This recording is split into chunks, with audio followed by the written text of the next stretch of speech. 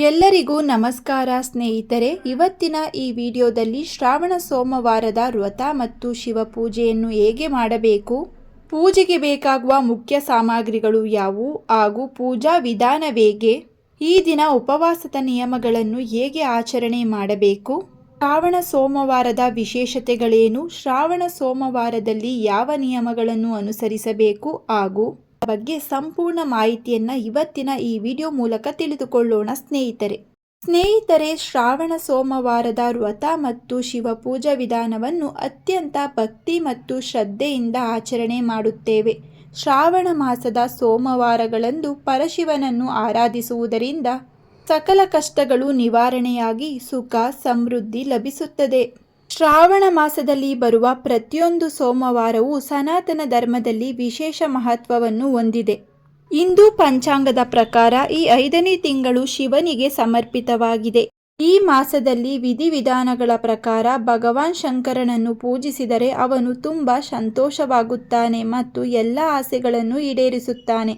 2ನೇ ಶ್ರಾವಣ ಸೋಮವಾರ ಆಗಸ್ಟ್ 24, 2026 ಬರುತ್ತದೆ. ಶ್ರಾವಣ ಸೋಮವಾರದ ಧಾರ್ಮಿಕ ಮಹತ್ವವೆಂದರೆ ಶಿವನ ಪ್ರೀತಿಯ ದಿನ. ಪುರಾಣಗಳ ಪ್ರಕಾರ ಸಮುದ್ರ ಮಂಥನದ ಸಮಯದಲ್ಲಿ ಸೃಷ್ಟಿಯನ್ನು ರಕ್ಷಿಸಲು ಭಗವಾನ್ ಶಿವನು ಹಾಲಾಹಲ ವಿಷವನ್ನು ಕುಡಿದದ್ದು ಇದೇ ಶ್ರಾವಣ ಮಾಸದಲ್ಲಿ. ವಿಷದ ಉರಿಯನ್ನು ತಂಪಾಗಿಸಲು ದೇವತೆಗಳು ಶಿವನಿಗೆ ಗಂಗಾಜಲವನ್ನು ಅರ್ಪಿಸಿದರು. ಆದ್ದರಿಂದ ಈ ತಿಂಗಳು ಶಿವನ ಆರಾಧನೆಗೆ ಶ್ರೇಷ್ಠವಾಗಿದೆ. ಶ್ರಾವಣ ಸೋಮವಾರಗಳು ಹಿಂದೂ ಧರ್ಮದಲ್ಲಿ ವಿಶೇಷವಾಗಿ ಭಗವಾನ್ ಶಿವನ ಆರಾಧನೆಯಲ್ಲಿ ಅತ್ಯಂತ ಪವಿತ್ರ ಮತ್ತು ಮಹತ್ವದ ದಿನಗಳಾಗಿವೆ. ಶ್ರಾವಣ ಮಾಸದ ಪ್ರತಿ ಸೋಮವಾರವೂ ಶಿವನಿಗೆ ಅತ್ಯಂತ ಪ್ರಿಯವಾದ ದಿನವಾಗಿದ್ದು ಭಕ್ತರು ಈ ದಿನಗಳಲ್ಲಿ ವಿಶೇಷ ಪೂಜೆ ಉಪವಾಸ ವ್ರತವನ್ನು ಮಾಡುತ್ತೇವೆ.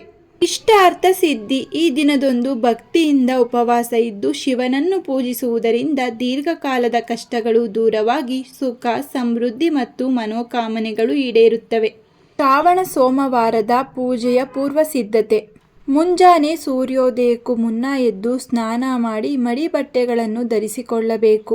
ಪೂಜಾ ಸ್ಥಳ ಮತ್ತು ಇಡೀ ಮನೆಗೆ ಗಂಗಾಜಲವನ್ನು ಸಿಂಪಡಿಸಿ ಶುದ್ಧಗೊಳಿಸಿಕೊಳ್ಳಬೇಕು. ಸೂರ್ಯನಿಗೆ ಅರ್ಘ್ಯ. ಮೊದಲು ಸೂರ್ಯದೇವರಿಗೆ ತಾಮ್ರದ ಪಾತ್ರೆಯಿಂದ ನೀರನ್ನು ಅರ್ಪಿಸಿ ಪ್ರಾರ್ಥನೆ ಮಾಡಿಕೊಳ್ಳಬೇಕು. ಪೂಜೆಗೆ ಬೇಕಾದ ಅಗತ್ಯವಾದ ಸಾಮಗ್ರಿಗಳು: ಶಿವಲಿಂಗ ಅಥವಾ ಶಿವ ಪಾರ್ವತಿಯರ ಫೋಟೋ, ಪಂಚಾಮೃತ ಅಭಿಷೇಕ, ಹಾಲು, ಮೊಸರು, ತುಪ್ಪ, ಜೇನುತುಪ್ಪ, ಸಕ್ಕರೆಯನ್ನು ಸೇರಿಸಿದ ಪಂಚಾಮೃತ ಅಭಿಷೇಕ, ಬಿಲ್ವಪತ್ರೆ ಅತ್ಯಂತ ಮುಖ್ಯ, ಧೂಪ, ದೀಪ, ಗಂಧ, ಅಕ್ಷತೆ ಮತ್ತು ವಿಭೂತಿ, ಬಿಳಿ ಬಣ್ಣದ ಹೂಗಳು ಹಾಗೂ ನೈವೇದ್ಯಕ್ಕೆ ಹಣ್ಣು ಅಥವಾ ಸಿಹಿ ಪದಾರ್ಥಗಳು. ಪೂಜೆ ಮಾಡುವ ಸಂಪೂರ್ಣ ವಿಧಾನ. ಸಂಕಲ್ಪ ಮತ್ತು ಸ್ಥಾಪನೆ. ಮನೆಯ ದೇವರ ಮನೆಯಲ್ಲಿ ಶಿವನ ವಿಗ್ರಹ ಅಥವಾ ಶಿವಲಿಂಗವನ್ನು ಈಶಾನ್ಯ ಮೂಲೆಯಲ್ಲಿ ಪೀಠದ ಮೇಲೆ ಸ್ಥಾಪನೆ ಮಾಡಬೇಕು. ಮನಸ್ಸಿನಲ್ಲಿ ಶಿವನನ್ನು ಧ್ಯಾನಿಸುತ್ತಾ ಈ ದಿನದ ಉಪವಾಸ ಮತ್ತು ಪೂಜೆಯನ್ನು ಯಶಸ್ವಿಯಾಗಿ ನೆರವೇರಿಸಲು ಶಕ್ತಿ ನೀಡೆಂದು ಸಂಕಲ್ಪ ಮಾಡಿಕೊಳ್ಳಬೇಕು. ಅಭಿಷೇಕ. ರುದ್ರಾಭಿಷೇಕ. ಶಿವಲಿಂಗಕ್ಕೆ ಮೊದಲು ಶುದ್ಧವಾದ ನೀರನ್ನು ಅರ್ಪಿಸಿ ನಂತರ ಹಾಲು, ಮೊಸರು, ಜೇನುತುಪ್ಪ, ತುಪ್ಪ ಮತ್ತು ಸಕ್ಕರೆಯಿಂದ ಕೂಡಿದ ಪಂಚಾಮೃತ ಅಭಿಷೇಕವನ್ನು ಮಾಡಿ ಕೊನೆಯಲ್ಲಿ ಮತ್ತೊಮ್ಮೆ ಗಂಗಾಜಲ ಅಥವಾ ಶುದ್ಧ ನೀರಿನಿಂದ ಅಭಿಷೇಕವನ್ನು ಮಾಡಿ ಮೃದುವಾದ ಬಟ್ಟೆಯಿಂದ ಒರೆಸಿಕೊಳ್ಳಿ. ಶಿವ ಪಾರ್ವತಿಯರ ಫೋಟೋಗೆ ಪಂಚಾಮೃತ ಅಭಿಷೇಕವನ್ನು ಸಮರ್ಪಣೆ ಮಾಡಲು ಒಂದು ಪುಷ್ಪದಿಂದ ಸಮರ್ಪಣೆ ಮಾಡಿದರೆ ಸಾಕು. ಅಲಂಕಾರ ಮತ್ತು ಅರ್ಚನೆ. ಶಿವಲಿಂಗಕ್ಕೆ ವಿಭೂತಿ ಮತ್ತು ಶ್ರೀಗಂಧದ ತಿಲಕವನ್ನು ಇಡಿ. ಬಿಳಿ ಹೂಗಳು ಹಾಗೂ ಶಿವನಿಗೆ ಅತ್ಯಂತ ಪ್ರಿಯವಾದ ಬಿಲ್ವಪತ್ರೆಗಳನ್ನು ಅರ್ಪಣೆ ಮಾಡಿ. ಬಿಲ್ವಪತ್ರೆಗಳನ್ನು ಅರ್ಪಿಸುವಾಗ ಎಲೆಗಳು ಹರಿದಿರಬಾರದು ಎಂಬುದನ್ನು ಗಮನಿಸಿ. ಪಾರ್ವತಿ ದೇವಿ ಮತ್ತು ನಂದಿಗೂ ಪೂಜೆಯನ್ನು ಸಲ್ಲಿಸಿ. ಮಂತ್ರ ಪಠನೆ. ಪೂಜೆಯ ಸಮಯದಲ್ಲಿ ಮಹಾಮೃತ್ಯುಂಜಯ ಮಂತ್ರ ಅಥವಾ ಓಂ ನಮಃ ಶಿವಾಯ ಎಂಬ ಪಂಚಾಕ್ಷರಿ ಮಂತ್ರವನ್ನು ಕನಿಷ್ಠ 108 ಬಾರಿ ಜಪ ಮಾಡಿ. ಧೂಪ, ದೀಪ ಮತ್ತು ನೈವೇದ್ಯ. ಶಿವನಿಗೆ ಧೂಪ ಮತ್ತು ದೀಪವನ್ನು ಹಚ್ಚಿ ಆರತಿಯನ್ನು ಬೆಳಗಿ. ಸಿದ್ಧಪಡಿಸಿದ ಪ್ರಸಾದ, ಹಣ್ಣುಗಳು, ಪಾಯಸ ಅಥವಾ ಒಣ ಹಣ್ಣುಗಳು ಮತ್ತು ತಾಂಬೂಲವನ್ನು ನೈವೇದ್ಯವಾಗಿ ಸಮರ್ಪಣೆ ಮಾಡಿ. ಉಪವಾಸದ ನಿಯಮ.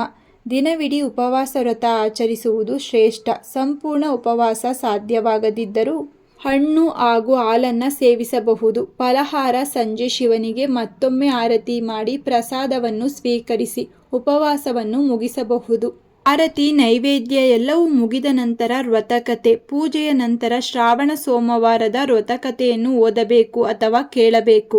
ಉಪವಾಸದ ನಿಯಮಗಳು. ಸೂರ್ಯೋದಯದಿಂದ ಹಿಡಿದು ಸೂರ್ಯಾಸ್ತದವರೆಗೆ ಕಟ್ಟುನಿಟ್ಟಾದ ಉಪವಾಸವನ್ನು ಆಚರಣೆ ಮಾಡಬೇಕು.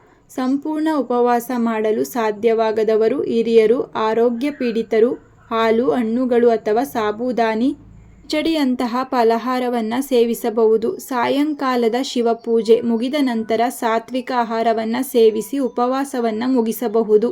ಈ ದಿನ ಮನೆಯಲ್ಲಿ ಸಂಪೂರ್ಣವಾಗಿ ತಾಮಸಿಕ ಆಹಾರ, ಈರುಳ್ಳಿ, ಬೆಳ್ಳುಳ್ಳಿ, ಮಾಂಸಾಹಾರ ನಿಷೇಧವಾಗಿರುತ್ತದೆ.